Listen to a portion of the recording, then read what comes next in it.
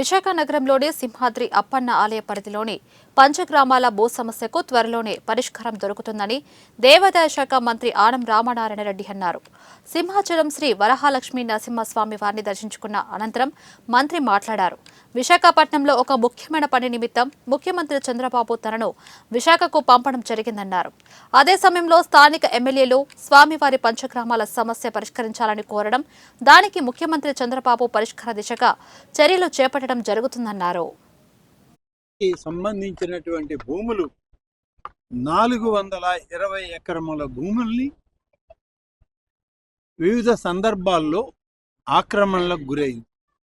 ఆక్రమించుకున్న వాళ్ళు భవనాలు కట్టుకున్నారు, ఇండ్లు కట్టుకున్నారు, రకరకాలుగా దాన్ని వాడుకలోకి తెచ్చారు.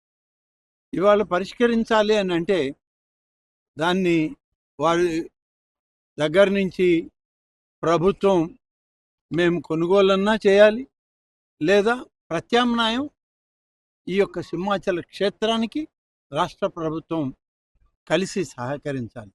అందుకు చేసినప్పుడు దాదాపు 2023లో జరిగినటువంటి అక్కడ ఏదైతే వాల్యూస్ ఉన్నాయో వాటిని పరిగణలోకి తీసుకొని ఈ 420 ఎకరముల భూమికి సంబంధించి 12,149 కుటుంబీకులు అక్కడ ఉన్నారు. వాళ్ళకి న్యాయం చేయాలనేటువంటిది ప్రభుత్వం యొక్క ఆలోచన, లక్ష్యం. ఈ విషయాలన్నీ